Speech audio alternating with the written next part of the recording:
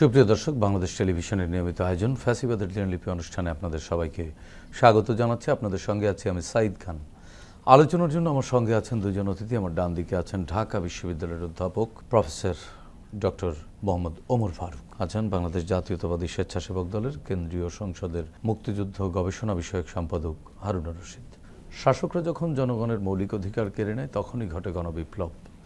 69, 90 এবং 24-এর অভ্যুত্থান তাই বলে। জার্মানির হিটলার, ইতালির মুসোলিনি, জাপানের হিদেকি তোজো, স্পেনের ফ্রান্সিসকো ফ্রাঙ্কো এবং বাংলাদেশের শেখ মুজিব ও হাসিনা তার প্রকৃষ্ট উদাহরণ।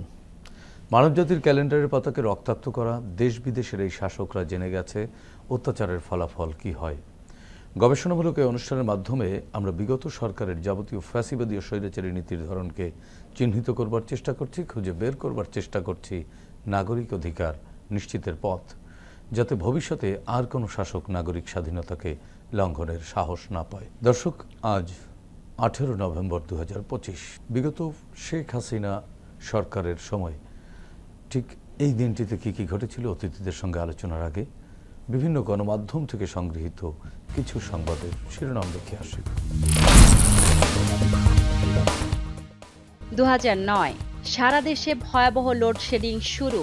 2011 রাজনীতিবিদদের হাতে পরিবহন খাত। 2012 রাজশাহীতে পুলিশকে পেটালো ছাত্রলীগ নেতারা। 2013 ফখরুল সহ 25 জনের বিরুদ্ধে চার্জশিট গ্রহণ। 2014 এবার সঠিক বিচার হবে, ফেলানীর বাবার আশা। 2015 ফেসবুক, মেসেঞ্জার, ভাইবার, হোয়াটসঅ্যাপ বন্ধের নির্দেশ। 2017 বন্ধু দেশের সমর্থন পায়নি বাংলাদেশ, রোহিঙ্গা সংকট। 2018 রাজনীতিতে স্বাগত তারকারা। 2019 রাঙামাটিতে গোলাগুলি, নিহত 3। 2022 কূটনৈতিকদের বক্তব্যে তোলপাড়, সিটি নির্বাচনে অনিয়ম। 2023 ভোটেই সরকার গঠন হবে, রাতের অন্ধকারে নয়, শেখ হাসিনা। শুরুতেই যাচ্ছি ডক্টর মোহাম্মদ ওমর ফারুক, আপনার কাছ থেকে আলোচনা শুরু করতে চাচ্ছি। 2009 সালের একটি সংবাদ শিরোনামে দেখলাম সারা দেশে ভয়াবহ লোডশেডিং শুরু। এরপরে শেখ হাসিনা বিদ্যুতের উন্নয়ন চমক দেখালো, গোটা জাতি দেখলো।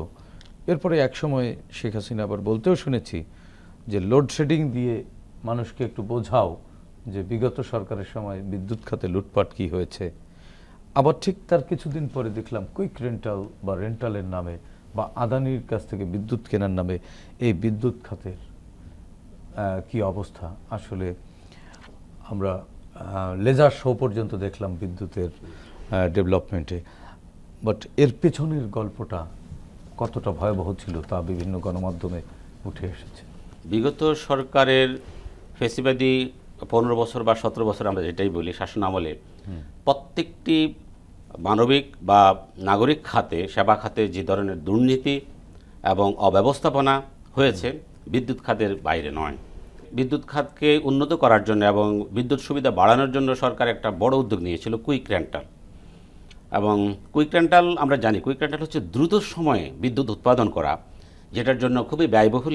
এর জন্য ফার্নেস অয়েল ব্যবহার করা এবং ডিজেল ব্যবহার করা হয় যাতে করে, এবং এই পুরোটা সিস্টেমটা হচ্ছে বেসরকারিকরণ। ইন্টারেস্টিং বিষয় হচ্ছে যে কুইক রেন্টালের যে আইনটা 2010-এ করা হয়েছিল, ওই আইনটাই হচ্ছে একটা জালিয়াতি। বাংলাদেশের যে সংবিধান লঙ্ঘন করা হয়েছে। সংবিধানের একটা আইন হচ্ছে যে কোনো সরকারের কোনো বিভাগ আইনের ঊর্ধ্বে নয়, হাইকোর্টের বা আইন বিভাগের ঊর্ধ্বে থাকবে না, আমাদের আইনের ঊর্ধ্বে নয়, প্রচলিত আইনের মধ্যে থাকবে। কিন্তু 2010 সালে শেখ হাসিনার সরকার, ফ্যাসিবাদী সরকার, ইন্টারেস্টিংলি একটা আইন করেছে সেটি হচ্ছে কুইক রেন্টাল আইন, যেটা নিয়ে প্রশ্ন তোলা যাবে, এটি আদালতে কোনো প্রশ্ন তোলা যাবে না, এক নম্বর। দ্বিতীয় ফেসিবাদী রুলসটা এখানে করেছে, আরেকটা করেছে যে সংশ্লিষ্ট মন্ত্রণালয়ের মন্ত্রী মহোদয় যিনি থাকবেন তিনি এককভাবে সিদ্ধান্ত নেবেন। এবং কাকতালীয়ভাবে আমরা দেখেছি যে এই মন্ত্রণালয়ের মন্ত্রী শেখ হাসিনা নিজেই ছিলেন। ইন্টারেস্টিং বিষয়।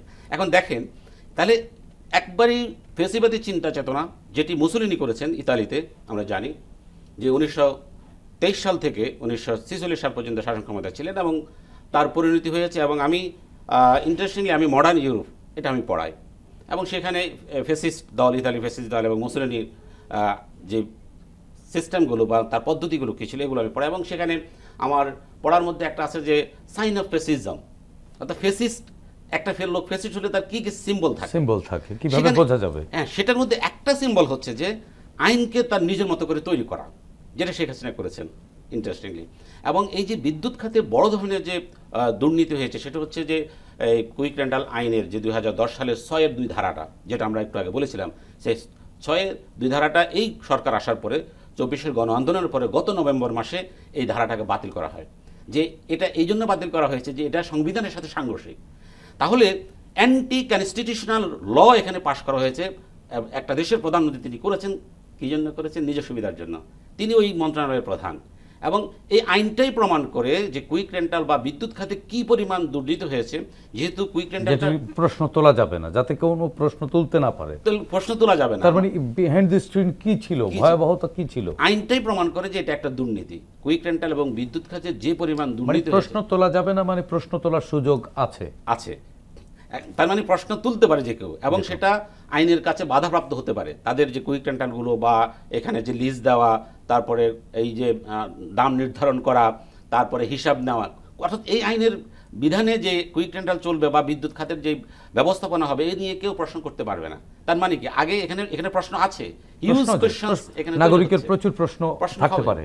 তাহলে এই যে দুর্নীতি এটা তো সুস্পষ্ট এবং তিনি প্রধানমন্ত্রী শেখ হাসিনা তিনি তো নিজেই এটা প্রমাণ দিয়েছেন। কিন্তু তিনি তো আবার লেজার শো দেখিয়েছেন যে বিদ্যুতে একেবারে অতিরিক্ত উৎপাদন বা রেকর্ড উৎপাদন, নানান ধরনের রেকর্ড আমরা দেখেছি বিদ্যুৎ খাতে। এগুলো কি ছিল? লেজার শো তো এগুলো হচ্ছে যে আই ওয়াশ। এটি হচ্ছে হয়তো আদানির কাছ থেকে বিদ্যুৎ এনেছে কিছু সময়ের জন্য, একটা সময় তারা মানে ভিক্ষা করে বিরিয়ানি খাওয়ার মতো। হ্যাঁ, একটা হচ্ছে ভিক্ষা করে বিরিয়ানি খাওয়ার অবস্থা, একটা হচ্ছে মানুষের চোখে ধুলি দেওয়ার জন্য। মানুষ সাধারণত কি দেখে? মানুষ হচ্ছে যে চাকচিক্য দেখে, বাহ্যিকতা দেখে, ভিতরে কি হচ্ছে। আপনি পল্লী বিদ্যুতের আমরা কথা জানি যে পল্লী বিদ্যুৎ গ্রাম অঞ্চলে তো আপনার 24 ঘন্টার মধ্যে আমার মনে হয় 20 ঘন্টায় বিদ্যুৎ থাকে না। মানে গ্রামে একটা মিথের মতো প্রচলন আছে যে বিদ্যুৎ আসে, যায় না। তো বিদ্যুৎ তো যায় না, মাঝে মধ্যে আসে, রাইট, কিন্তু যায় না। তাহলে মানে আপনি নিশ্চয়ই আপনার গ্রামে আপনার আত্মীয় স্বজন আছে পল্লী বিদ্যুৎ যারা ব্যবহার করে, তাদের তো বিদ্যুৎ থাকা না থাকা সমান কথা। তো এমন একটা ভয়াবহ অবস্থার মধ্য দিয়ে বাংলাদেশের, কারণ এখন বিষয়টা কি, তাহলে ওই সময় বিদ্যুৎ নিয়ে বা বিদ্যুৎ খাতের দুর্নীতি মানুষ কথা বলতে পারে নাই কেন, আলোচনা হয়নি কেন? কারণ আইনিতে করে রাখছে, এক ধরনের ইন্ডেমনিটি দেওয়া হয়েছে।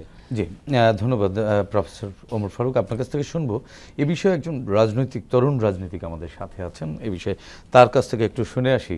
কারণ চুরি যেটি করেছে রাজনৈতিক শক্তি, রাজনৈতিক দলগুলো, তিনিও একটি রাজনৈতিক দল করেন, তার অভিজ্ঞতা একটু শুনে আসি, তার ওপিনিয়ন। হারুন ভাই।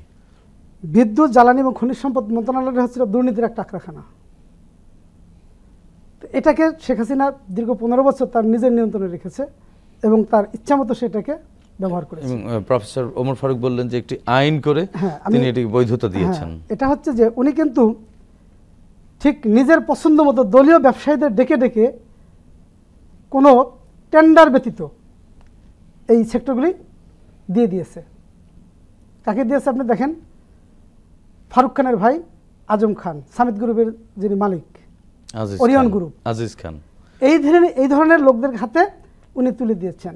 সবচেয়ে মজার ব্যাপার সেটা হলোই যে এই বিদ্যুতের দায়মুক্তি তো আছেই, প্লাস যদি এখানে এই কারখানাতে কোনো বিদ্যুৎ উৎপাদন নাও হয়, বসে থাকবে ক্যাপাসিটি চার্জের নামে, সেখানে কিন্তু লক্ষ লক্ষ কোটি টাকা তাদেরকে দিতে হচ্ছে, যেটা আদানি গ্রুপের সাথে এই ধরনের একটা চুক্তি, সেখানেও সেম কেস। অর্থাৎ আমরা দেখি যে বাংলাদেশ থেকে বিগত 15 বছর 284 কোটি বিলিয়ন ডলার পাচার হয়ে গেছে। এই টাকাটা কোথা থেকে আসলো? এবং আজিজ খান সিঙ্গাপুরের শীর্ষ ধনীও হয়েছেন। শীর্ষধনীয় তিনি হয়েছেন। এই টাকাটা কোথাকার টাকা? এই টাকাগুলো কিন্তু এই জায়গার টাকা, এই জনগণের টাকা। এই জনগণের টাকা। অর্থাৎ আপনি দেখেন যে আদানির সাথে যে চুক্তি হয়েছে সেখানে আমরা দেখছি ইউনিট প্রতি 14 টাকা 87 পয়সা হচ্ছে আপনার বিদ্যুতের চার্জ। এটা হিউজ রেট, কেন দিতে হবে? কোনো জবাবদিহিতা নাই। কুইক রেন্টাল, কোনো জবাবদিহিতা নাই। যেটা স্যার বললেন যে দায় মুক্তি দিয়ে তাদেরকে মুক্তি দেওয়া হয়েছে, অর্থাৎ করাপশন করবে, করাপশনের কোনো বিচার করা যাবে না, যেটা ইদানিংকালে হাইকোর্ট এটাকে অসাংবিধানিক হিসেবে স্বীকৃতি দিয়েছে। এবং একইভাবে এস আলমকে নিয়েও শেষ সময় একটি অর্ডার দেওয়া হয়েছিল, হাইকোর্টই অর্ডার দিয়েছিল যে এস আলমকে নিয়ে কোনো প্রশ্ন তোলা যাবে না। কোনো প্রশ্ন এটা করে কারা? যারা অ্যাবসলিউট পাওয়ার অ্যাপ্লাই করার চেষ্টা করে। এই অ্যাবসলিউট পাওয়ার তো চলে গেল, এখন অ্যাবসলিউট পাওয়ারের অধিকারিণী তিনি পালিয়ে গেলেন, চলে গেলেন বাংলাদেশ থেকে। কিন্তু এই যে কুইক রেন্টাল বা রেন্টালের নামে যে লুটপাট হলো, সেগুলো কি ফেরানো সম্ভব? সেগুলো ফেরানোর জন্য কোনো রাজনৈতিক সদিচ্ছা বা রাষ্ট্রীয় কোনো সদিচ্ছা আপনি দেখেন কিনা? না, এটা একটা গুরুত্বপূর্ণ প্রশ্ন। সেটা হলো যেটা চলে গেছে চলে গেছে, এটা ফেরত আনা খুব কঠিন। কারণ আমরা দেখছি যে বিগত সময় এদেশ থেকে যে সমস্ত অর্থগুলো পাচার হয়েছে, এই অর্থগুলো সাধারণত ফেরত আনা সম্ভব হয় নাই। সুতরাং এটা একটা ডিফিকাল্ট কেস। তারপরও একটা ব্যাপার আছে, সেটা হচ্ছে যে আগামীতে যাতে না হয় এবং প্রত্যেকটা রাজনৈতিক দলকে, রাজনৈতিক এই নেতাকে প্রজেক্টগুলো তো রয়ে গেল, হবে না কেন? যে জবাবদিহিতার মধ্যে থাকতে হবে। অবশ্যই সরকার জনগণের কাছে জবাবদিহি করতে বাধ্য থাকবে। সেই রাজনৈতিক আন্তরিকতা বা সেই রাজনৈতিক সংস্কৃতি কি আমাদের এখানে শুরু হয়েছে অভ্যুত্থান পরবর্তী? হারুন ভাই, এটা করতে হবে। না, করতে তো অনেক কিছুই হবে, কিন্তু করছি না তো। না, আসলে আমরা যে স্পিরিট নিয়ে আমাদের এই যে জুলাই আগস্টের যে আন্দোলন হলো এবং আন্দোলনের মাধ্যমে যে ফ্যাসিবাদ হাসিনা পালিয়ে গেল, আসলে কিন্তু আমরা সেই স্পিরিট থেকে সরে আসছি। আমরা কিন্তু সেই জায়গাটা থাকতে পারি নাই। সেটা কিন্তু আমাদের কেবলমাত্র রাজনৈতিক ক্ষমতা দখলের একটা প্রতিদ্বন্দ্বের জায়গা থেকে, দ্বন্দ্বের জায়গা থেকে কিন্তু আমরা ওই ঐক্যের জায়গাটাকে বিনষ্ট করার চেষ্টা করেছি। আসলে আপনি যে কথাটা বললেন, যদি ওই জায়গাটাকে আমাকে স্থির করতে হয়, যদি ওইটাকে আমার ঠিক রাখতে হয়, তাহলে আমাদের ঐক্যের বিকল্প নাই। মানে সবগুলো রাজনৈতিক দল আবার ঐক্যবদ্ধ হয়ে গেলে তখন তো আবার সেই ফ্যাসিজমই হলো না। গণতন্ত্রে তো ভিন্নমত থাকবে, না, কিন্তু এখানে ন্যায় বিচার বা আইনের শাসন বা জবাবদিহিতা এটি নিশ্চিত করার যে মানসিকতা তৈরি হবার কথা ছিল জুলাই গণ অভ্যুত্থানে, এত রক্তাক্ত রাজপথ দেখে, সেই পরিবর্তনকে হারুন ভাই আপনি মানে একটু, যেহেতু আপনি আমার সামনে আছেন, আপনার মধ্যে এসেছে বা আপনার কলিগদের মধ্যে এসেছে বা আপনারা যারা বিভিন্ন রাজনৈতিক দলে বিভক্ত তাদের মধ্যে সেই চারিত্রিক পরিবর্তন বা সেই নৈতিক পরিবর্তন দেখেন আপনি? আমরা একটা রাজনৈতিক চর্চার মধ্যে দিয়ে বড় হয়েছি। আমরা এখন যারা ইয়াং জেনারেশন বলতে যারা পলিটিক্সের নেতৃত্ব দেওয়ার চেষ্টা করতেছে, জুলাই আন্দোলনে যারা নেতৃত্ব দিয়েছে, তারাও কিন্তু ওই পরিবেশের মধ্য দিয়ে বড় হয়েছে এবং অনেকে ওই পরিবেশের মধ্যেই ছিল।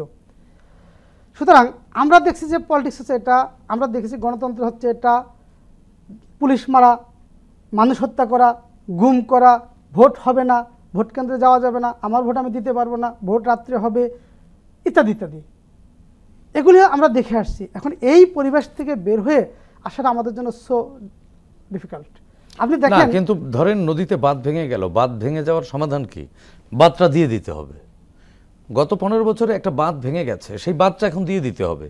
এটি তো ধীরে ধীরে বাঁধটা দিলে হবে না, তাহলে তো প্লাবিত হবে। আমি সে জায়গাটাই বলছি। এই কারণে আমাদের যে মৌলিক যে বিষয়গুলি ছিল, জুলাই আন্দোলনের স্পিরিটের যে মৌলিক বিষয়গুলো ছিল, আমাদের সেই মৌলিক বিষয়গুলির মধ্যে কিন্তু আমাদের থাকা উচিত ছিল। যেমন আমাদের মূল একটা ইস্যু ছিল দীর্ঘ 15 বছরে, সেটা ছিল আমাদের একটা ভোট। আমরা ভোট দিতে পারি নাই, ভোটটাই ছিল আমাদের মূল ইস্যু। কিন্তু দেখেন পরবর্তীতে এসে আমরা কিন্তু দেখলাম কেউ কেউ বলতেছেন যে ভোট 29 সালে যদি এটা না হয়। এই যে সামান্য বিষয়গুলি নিয়ে আমরা মূল যে জায়গাটাই ছিল আমাদের দ্বন্দ্বের কারণ, আমরা ভোট দিতে পারছি না, প্রকৃত ভোট দিয়ে একটা গণতান্ত্রিক সরকার প্রতিষ্ঠিত করতে হবে, ওই জায়গাটাই ছিল কিন্তু আমাদের মূল জায়গা। ওখান থেকে সরে যে আমরা কি করতেছি, অন্য বিষয়গুলি নিয়ে আমরা একটা দান্দিক জায়গায় চলে যাচ্ছি, যার কারণে আমাদের এই সমস্যাটা সমাধান করা খুব কঠিন হয়ে যাবে বলে আমার বেসিক পরিবর্তনটা হচ্ছে না। প্রফেসর ওমর ফারুক, ধরেন নদীতে বাঁধটি ভেঙে গেল, সেই বাঁধটি দিয়ে দিতে হবে। এখানে তো টাইম বিং এর বিষয় নেই।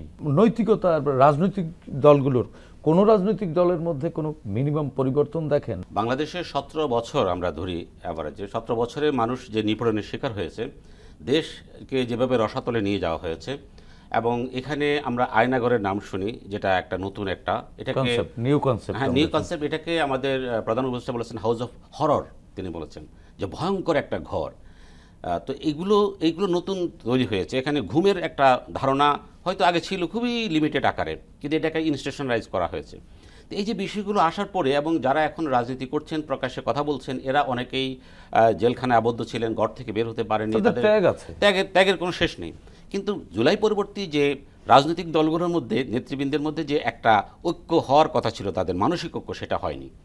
তাদের হারুন ভাই যেটা বলেছেন যে অনেকগুলো বিষয় নিয়ে বিতর্ক, হ্যাঁ বিতর্ক থাকবে, এটাই তো গণতন্ত্রের একটা সৌন্দর্য। কিন্তু বিতর্ক তো আমরা বিতর্ককে আমরা একটা সলিউশন নিতে হবে। উচিত ছিল, আমার কাছে মনে হচ্ছে যে জুলাই পরবর্তী সকল রাজনৈতিক দলগুলো যারা এখন বৈধভাবে রাজনৈতিক কর্মকাণ্ড পরিচালনা করছে, যাদেরকে ইলিগাল ঘোষণা করা হয়নি, তাদের সকলে সম্মিলিতভাবে যদি ঐক্যের মতো সরকার গঠন করতে পারতেন, এটি ছিল প্রধান কাজ। গণতন্ত্র তো সবাই মিলে একটা সরকার হতে পারে না, গণতন্ত্র তো প্রশ্ন তুলতে হবে, ক্ষমতাকে প্রশ্ন তোলার সুযোগ কিন্তু গভর্নমেন্টের ভিতরে থেকে প্রশ্ন তোলার যে এখন আমাদের যে আইন আছে বিদ্যমান, এটাকে পরিবর্তন করতে হবে। আপনি দেখেন সেই যে রিজিমের ভয়াবহতায় আমি এমন কোনো নাগরিক নাই যে পিষ্ট হননি। হারুন ভাইরা কিন্তু তারা কিন্তু ভিকটিম, সরাসরি ভিকটিম। বাড়িতে কতদিন ঘুমিয়েছে 15 বছরে আমাদের জানা নেই, কিন্তু তাদের মধ্যে কিন্তু এটা নিয়ে মানে যে পরিবর্তন হতে হবে সেই তাগিদটা ওই দেখা যাচ্ছে মাত্রায় নেই। বিএনপির যে একটা দায় আছে এবং তাদের যে একটা এখানে কর্তৃত্ব নেওয়া দরকার ছিল, লিডিং ভূমিকা যাওয়া যাচ্ছে, সেটা আমরা দেখি না। বাড়ির বড় ছেলের যে দায়িত্ব, আমরা সেটা দেখি না। এবং আমি মনে করি যে এবং অপরদিকে জামাত ইসলাম ত্যাগ, তাদেরও কিন্তু সেই ভূমিকাটা দেখি না, তাদেরও সেই ভূমিকা আমরা সুস্পষ্টভাবে লক্ষ্য হয় না। কিছুটা তারা প্রকাশ করার চেষ্টা করছে, কিন্তু স্পষ্ট না। এটা এক ধরনের অনিশ্চয়তার মধ্যে দুই দলের ভূমিকা আছে। কিন্তু রাজনৈতিক এই যদি নীতিগত পরিবর্তন না আসে, দুর্নীতি হয়তো দৃশ্যমান এখন হচ্ছে নেই, দৃশ্যমান কম, কিন্তু আসলে কি দুর্নীতি বন্ধ হয়েছে? রাষ্ট্র কি সংস্কারের দিকে এগোচ্ছে না রাষ্ট্র সংঘর্ষের দিকে এগোচ্ছে? রাষ্ট্রের কিন্তু আমরা যে গতিতে থাকার কথা ছিল, যেভাবে আমরা চিন্তা করেছি এবং আমাদের প্রত্যাশা যেটা ছিল, সেই প্রত্যাশাটা পূরণ হয়নি। নানান ধরনের প্রতিবন্ধকতা এখানে তৈরি হয়েছে। জনগণ, নাগরিকরা আবারও প্রতারিত হচ্ছে। কিন্তু একটা জিনিস মনে রাখতে হবে ভাই, এখানে দেখেন আগের মতো কিন্তু দেশকে চিন্তা করলে হবে না।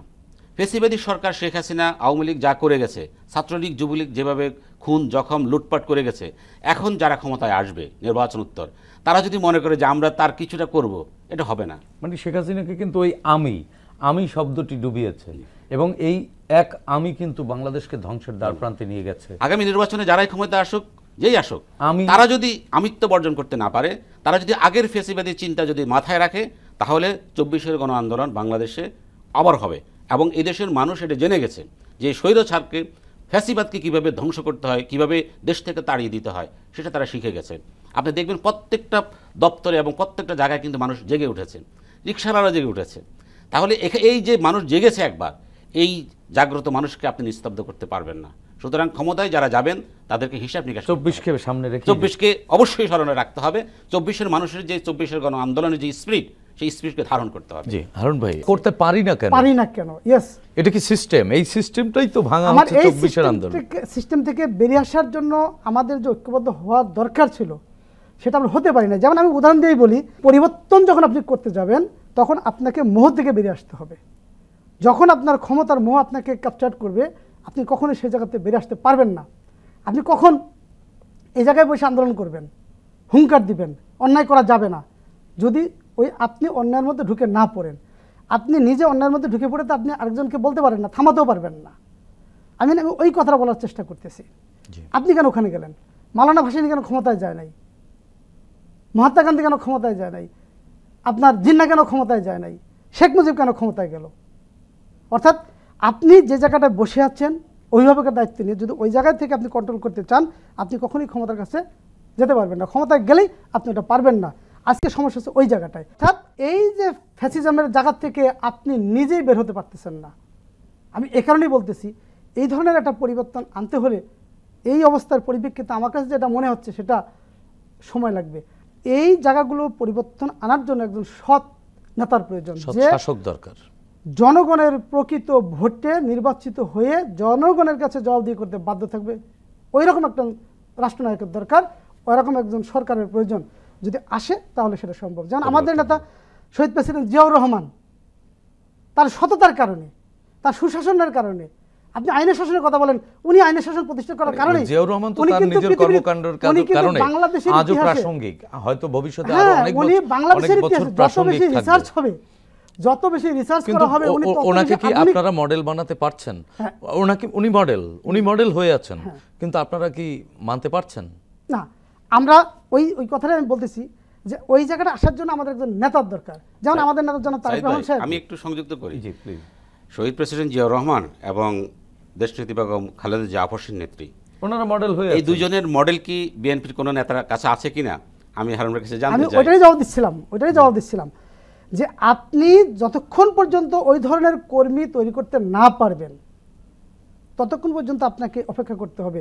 আমাদের নেতা মানে কর্মী তৈরি আমাদের করতে না পারবেন মানে হচ্ছে কি কর্মীরও তো ওই রকম মানসিকতার হতে হবে যে আমি অমন হতে চাই, এটি তো কর্মীরও তো Yes, আগ্রহ থাকতে হবে। absolutely you are right. আপনাকে কি বানানো সম্ভব? আমি জানি না No. প্রফেসর ওমর ফারুক, আপনার মতামত কি? আসলে কি কর্মী বানানো যায়? কর্মীরও তো আন্তরিকতা মানসিকতা থাকতে হবে যে আমি এই প্রিন্সিপালটা নেব। আমি 30 সেকেন্ড একটা উত্তর হ্যাঁ দিই। প্লিজ। এটা হচ্ছে যে আদর্শটা ছুড়ে দিতে হয়। আদর্শ তো উন্মুক্ত। নেতার আদর্শটা ছুড়ে দিতে হয়, ওইটা কর্মীকে রিসিভ করতে হয়। আমরা কিন্তু এই বেগম খালেদা জিয়া জেলে যাওয়ার পরের থেকে কিন্তু আমরা ওয়ান কাইন্ড অফ অভিভাবকলেস বাংলাদেশে। আমাদের নেতা জনাব তারেক রহমান শুধু লন্ডন থেকে 12,000 মাইল দূরে থেকে উনি কিন্তু আমাদেরকে 18 ঘন্টা 20 ঘন্টা গাইডলাইন করতেছেন, গাইডলাইন করছেন। কিন্তু সেই উনি যদি দেশে এসে করতে পারতেন, উনি যদি ডোর টু ডোর যেতে পারতেন, তাহলে ওনার এই মেসেজগুলি হয়তো আমাদের জন্য ক্যারি করা খুব বেশি সহজ হতো। উনি কি হাতে বেত নিয়ে এখন ঘুরবেন মহল্লায় না, মহল্লায়? ওনার এটা হচ্ছে কি, যেমন উনি আপনার কাছ থেকে রিপোর্ট নেয়, আমার কাছ থেকে রিপোর্ট নেয়, আমরা কিন্তু ভিন্ন ভিন্নভাবে রিপোর্ট তৈরি করি আমাদের সুবিধা মতো। কিন্তু উনি যখন চোখের সামনে দেখবেন তখন বাস্তবতা উপলব্ধি করতে পারবেন। Politics is a social relation, এর বাইরে তো কিছু না। সেই সমাজে রাজনৈতিক নেতৃত্ব বা রাজনৈতিক নেতারা কতটুকু সম্পর্ক স্থাপন করতে পারছেন, পারবেন বা অতীতে পেরেছেন? আমরা যখনই 24-এর গণ আন্দোলনকে দেখি, 24-এর গণ আন্দোলনের আগের পরিবেশ যা ছিল ঠিক জিয়াউর রহমান শাসন ক্ষমতা নেওয়ার আগে তেমন পরিবেশ ছিল। 24-এর গণ আন্দোলনের পরে আমরা যেরকম একটা স্বাধীনতা পেয়েছি, জিয়াউর রহমান ক্ষমতা নেওয়ার পর আমরা ঠিক সেমনি স্বাধীনতা পেয়েছি। তো জিয়াউর রহমান 24-এর গণ আন্দোলনের সাথে প্রাসঙ্গিক একটা বিষয়, এবং 7 নভেম্বরের আলোচনাতে আমি বিভিন্ন জায়গায় ওই কথা বলার চেষ্টা করেছি। এখন এবং তারেক রহমানের 31 দফায়ও কিন্তু সেই মর্মবাণী আছে, প্ল্যান পরিকল্পনা স্বপ্ন আছে। কিন্তু এখন বিএনপির যারা নেতৃত্ব আছেন, হারুন ভাইদের মতো যারা তরুণ নেতৃত্ব আছেন বা প্রবীণ নেতারা যারা আছেন, তা আমরা তাদের কাছে তো জাতি প্রত্যাশা করে, এবং তারা বিএনপির নীতি নির্ধারণের থাকার মানে হচ্ছে তাদের তো অবশ্যই জিয়াউর রহমানের যে আদর্শ, বেগম খালেদা জিয়া যেটি আপসীর নেত্রী, যেটা তিনি সারা বিশ্বে আমি মনে করব যে অনন্য একজন উদাহরণ তিনি সৃষ্টি করেছেন। মৃত্যু পথযাত্রী হয়েও তিনি দেশ ত্যাগ করেননি, তাকে সুযোগ দেওয়া হয়েছে, আপোষ করেননি। এখন যেটা শেখ হাসিনা আপোষ করে চলে গেছে 9/11-এ, এবং 24-এও তো পালিয়ে গেছেন, এর আগেও তিনি পালিয়েছেন। তো এখন এমন তো অবস্থায় এসে যেটা বলেন যে কর্মীরা প্রস্তুত হবে, কর্মীরা তো প্রস্তুত কখন হবে? নেতা যদি প্রস্তুত না হয়, দলের যদি সিনিয়র নেতারা যদি প্রস্তুত না হয়, তাদের কথায়, তাদের চলনে বলনে এবং তাদের আচরণে যদি সেই জিয়াউর রহমানের আদর্শ যদি ফুটে না ওঠে, বেগম জিয়ার আদর্শ যদি ফুটে না ওঠে, তাহলে তো কর্মীরা তৈরি হবে না।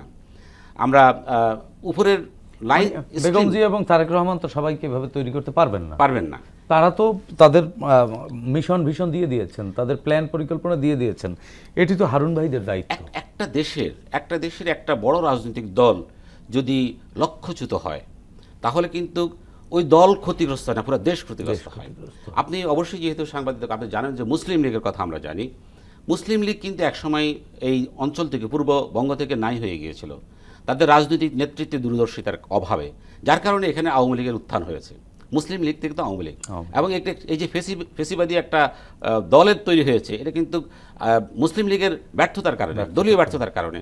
আমি যেহেতু ইসলামের ইতিহাস পড়াই বা হিস্ট্রি পড়াই, বেঙ্গল হিস্ট্রি আমাদের একটা পার্ট থাকে, সেখানে আমি দেখেছি এটা মুসলিম লীগ কীভাবে শুধু সঠিক নেতৃত্ব বাছাইয়ের কারণে ব্যর্থ হয়েছে মুসলিম লীগ। এবং একটা দেশ কিন্তু, এবং এখন পাকিস্তান থেকে পরবর্তী যে শোষণের যে হাতিয়ার, এগুলো তৈরি হয়েছে ওই কারণে। একটা দলকে তার নীতি নির্ধারণ, তার বৈশিষ্ট্য, তার দলের যে মৌলিক চিন্তা চেতনা এবং দর্শন, ফিলোসফি, এইম, অবজেক্ট সেগুলো যদি তারা ধারণ করতে না পারে তাহলে দল কিন্তু একসময় আস্তে আস্তে দুর্বল হয়ে যাবে। আপনি যতই জনসমর্থন বলেন এবং 24 আবারও প্রাসঙ্গিক আবার প্রাসঙ্গিক হয়ে দেখা দেবে। জি, ধন্যবাদ ওমর ফারুক। আপনার কাছ থেকে আবারও শুনবো হারুনুর রশিদ, আপনি কি বলবেন? আমি যেটা বলেছি যে আপনি একজন নেতার আদর্শটাকে ছুড়ে দিতে হবে এবং ওটা কর্মীরা অবশ্যই করবে। আদর্শ তো ছুড়ে দেয়া আছে, হ্যাঁ, না, প্রফেসর ওমর ফারুক তো সেটি না বললেন। না, ছুড়ে দেওয়া আছে, আমি বলি না যে ছুড়ে দেওয়া নাই, ছুড়ে দেওয়া আছে। বড় রাজনৈতিক শক্তি যদি ব্যর্থ হয় রাষ্ট্র বিপর্যয়ে পড়ে। হ্যাঁ, আমি সেটাই বলতেছি যে আমাদের কর্মী হিসেবে অবশ্যই দায়িত্ব সেটা হলোই যে আপনি জিয়াউর রহমান কিন্তু একটা কথা বলেছিলেন, সেটা হচ্ছে সুশিক্ষিত কর্মী হচ্ছে পলিটিক্যাল পার্টির মূল সম্পদ। তো সুশিক্ষিত কর্মী তৈরি করতে হবে, এটা অভাব আছে। করছেন আপনারা, শুরু করেছেন? এটা অভাব আছে। আপনারা শুরু করেছেন এই কাজটি?